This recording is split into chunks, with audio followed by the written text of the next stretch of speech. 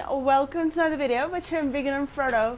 It is such a beautiful day here. It's so sunny. It's like middle of the day right now. So sunny. So sunny. And yes, I've started drying as well. So if you sit in the background, don't judge me because I like clean clothes.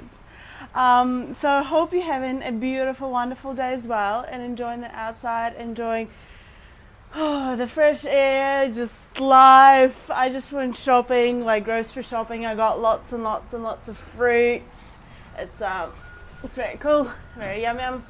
I got like I got maybe 3 watermelons, and I got mangoes, and I got, what else did I get?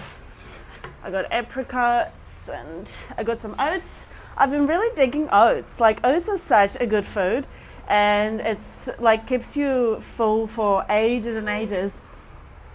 And yeah, and I got some frozen berries and whatnot. Anyway, you're not here to listen to me talk to you about what my shopping list looks like. You're here in this video to hear me talk about doing a long distance riding between Adelaide and Melbourne.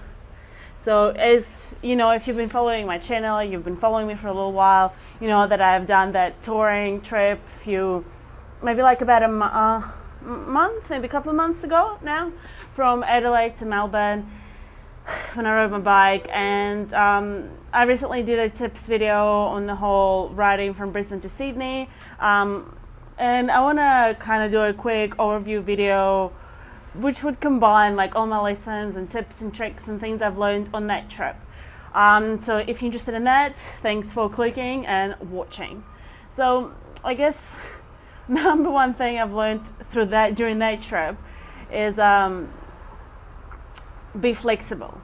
Be flexible, whatever comes your way, whatever road conditions show you, whatever weather becomes. Like, be flexible, be very aware, be aware of your safety, be aware of plan B, like have an alternative as well. As you may know, I originally was planning to go down the Great Ocean Road, but there were landslides, there were like a huge storm, just specifically like as I started riding, this huge storm hit. It's just like a chance basically, and it happened. So I had to, while I was on the road, figure out a different path, like a different direction where I was going. I'll grab my map actually, but figure out where to go and what to, how to change my route basically, how to, I also underestimated how cold it would be. It was pretty cold. I went in September and it was like, yeah, it was cold, especially with my Queensland acclimatization. I was just like, what is this?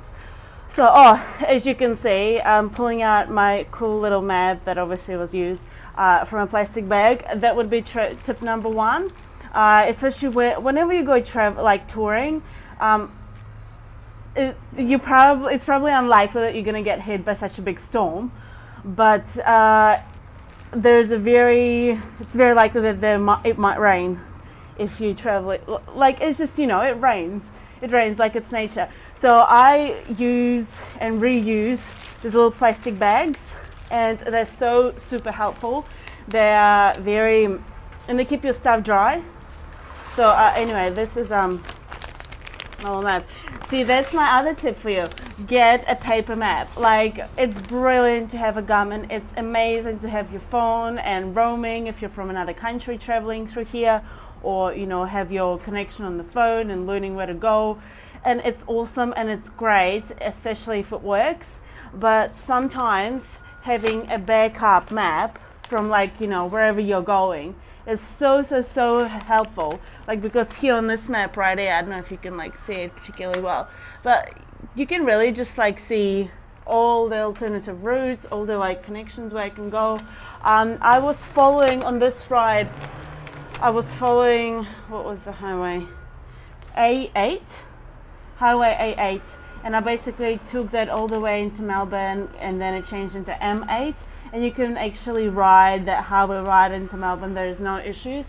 Unlike Brisbane and Sydney, you kind of have to go an off-road or an old freeway, what they call it, to get into the city. And they're great roads as well, and there's a specifically designated like a bicycle path, especially here like in Brisbane. And outside of Adelaide as well, you can't just go into motorway straight away. You have to like kind of go through the hills, which are great, and it's like a beautiful, awesome ride too. And I enjoyed it very much, and I look forward to the day when I like come back and do it again and beat my times on Strava. But yeah, you could also like obviously choose to go down the Great Ocean. So there's a couple of different ways of going, and I will be doing that actually. I'll be doing that not in a few weeks, but I'll be doing it maybe in like a few months or whatnot. So you'll see me doing that and see what the roads and things look like on the way. What else have I learned? I didn't struggle on this trip as much with punctures and things. Because I guess the roads might have been more maintained, and I had new tires. I had to change one of my tires because I got like 3 or 4 punctures in one day. But like, yeah, amusing. I don't even consider that much. But when you read all these like great books written by cyclists who do long distance touring, they're like, oh, I got like 5 punctures and like 13,000 Ks, and I'm like, how, what do you ride on? Oh my God. Anyway, see, it was getting worn out, so I changed that.